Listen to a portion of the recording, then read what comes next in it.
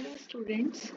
आज हम लोग पढ़ेंगे हिस्ट्री ऑफ बैंक्स के बारे में, जो कि एक इम्पॉर्टेंट चैप्टर है, काफ़ी इजी टू अंडरस्टैंड है। शुरुआत करते हैं हिस्ट्री ऑफ बैंक की। First bank of India. Student, हमारे देश में सबसे पहला बैंक जो बना था उसका नाम था बैंक ऑफ हिंदुस्तान, जिसका एस्टेब्लिशमेंट ईयर था 1770। फर्स्ट बैंक मोस्टली सभी को याद रहता है, but second Bank of India अगर मैं आपसे पूछूं देन आफ्टर आप नहीं बता पाते हैं। मोस्ट ऑफ द टाइम लोग फर्स्ट याद रखते हैं, सेकंड नहीं याद रखते हैं। It is also necessary to learn second Bank of India, जो कि था General Bank of India. Student, ये दोनों ही बैंक बनाए गए थे अलेक्जेंडर कंपनी के द्वारा, जो कि यूरोप की कंपनी थी। हमारे देश में अंग्रेज आए थे, वो लोग बिजनेस करने के लिए आए थे। अब वहाँ पर उन्हें बैंक्स की ज़रूरत पड़ी, जिन्होंने ये दो बैंक बनाए। सबसे पहले जो बैंक हमारे देश में बना, जो कि अंग्रेज़ों के द्वारा बनाया गया, जो कि अलेक्जेंडर कंपनी थी और यूरोप से ये कंपनी आई थी। तो सबसे पहला बैंक था बैंक ऑफ हिंदुस्तान, दूसरा बैंक था जनरल बैंक ऑफ इंडिया। इन दोनों का एस्टेब्लिशमेंट ईयर भी आप याद रखेंगे। Now first Indian bank. कुछ स्टूडेंट्स कहेंगे अभी मैम फर्स्ट इंडियन बैंक का क्या मतलब है, हमने अभी अभी पढ़ा फर्स्ट बैंक ऑफ इंडिया। देखो, दोनों में डिफरेंस समझो। पहला बैंक था फर्स्ट बैंक ऑफ इंडिया, यानी कि पहला बैंक जो कि भारत में बना। फर्स्ट इंडियन बैंक यहाँ लिखा है, पहला भारतीय बैंक, यानी कि पहला बैंक जो भारत में बना वो बैंक। और यहाँ पर लिखा है पहला भारतीय बैंक। भारतीय बैंक का मतलब है पहला वो बैंक जो कि जिसमें हमारे इंडियन एम्प्लॉय ने काम किया, इसलिए हम इसको कहते हैं पहला इंडियन बैंक। तो अगर आपसे कोई पूछे कि पहला बैंक कौन सा था जो इंडिया में बना, तो आप क्या बोलोगे? Bank of Hindustan. आपसे बोले फर्स्ट इंडियन बैंक कौन सा था और क्यों है ये इंडियन बैंक क्यों कहते हैं और उसको क्यों नहीं कहते, तो आप इस चीज़ का डिफरेंस समझा पाएंगे? नाउ इसका नाम था पंजाब नेशनल बैंक, जिसका एस्टेब्लिशमेंट ईयर है 1894। Student, first bank to start overseas. हमें यहाँ पर ये समझना है कि पहली बैंक जिसने स्टार्ट किया ओवरसीज।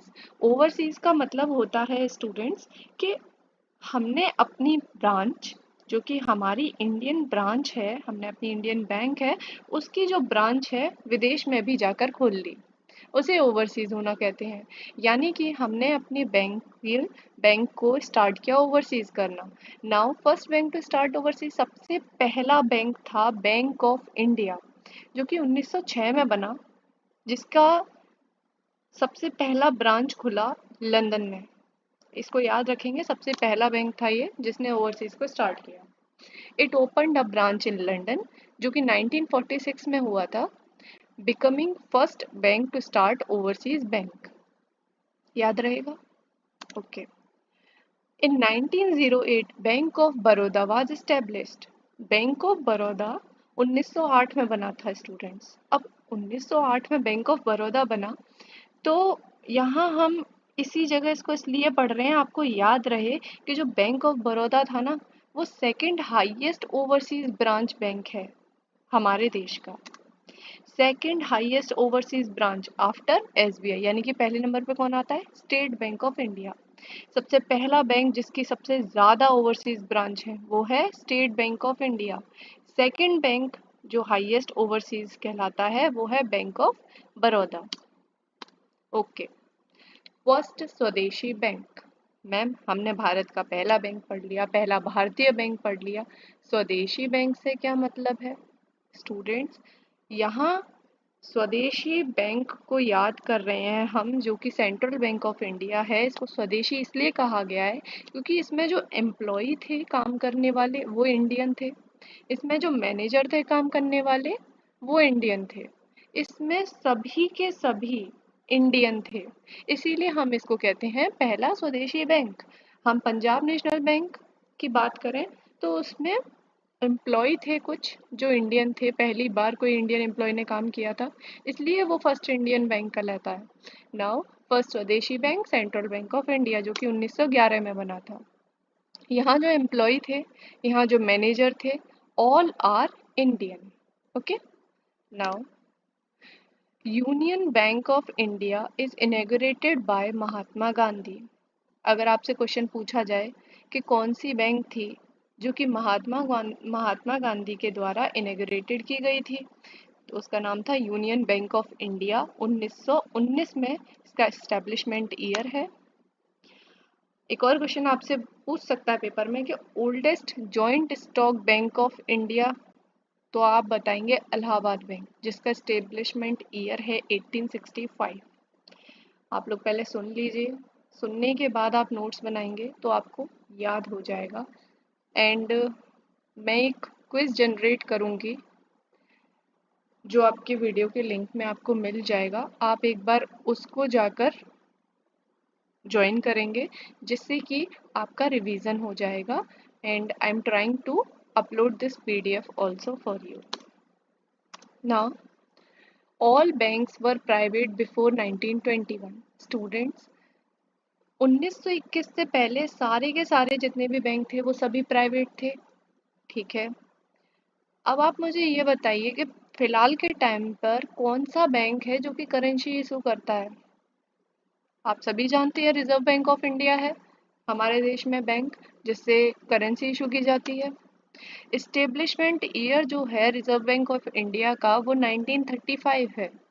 अब 1935 से पहले मैम जितने भी बैंक थे इनके लिए करेंसी इशू कौन कर रहा था, हमें यहाँ तक तो समझ में आ गया।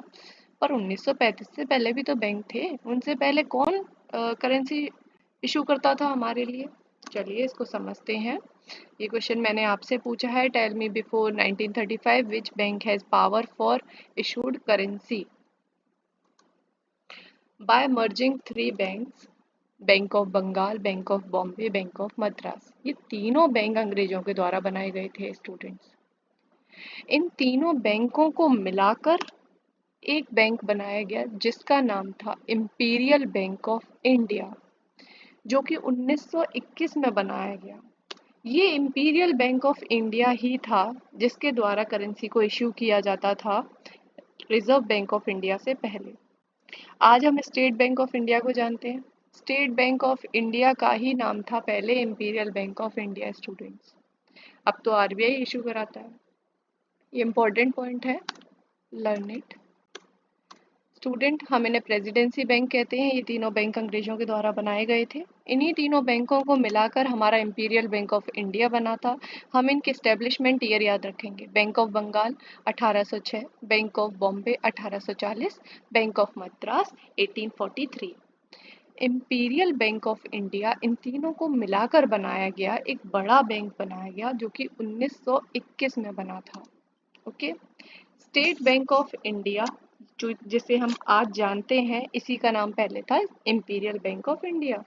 ये जो स्टेट बैंक ऑफ इंडिया है ना हमारा, ये इंडिया का ओल्डेस्ट और लार्जेस्ट बैंक रहा है।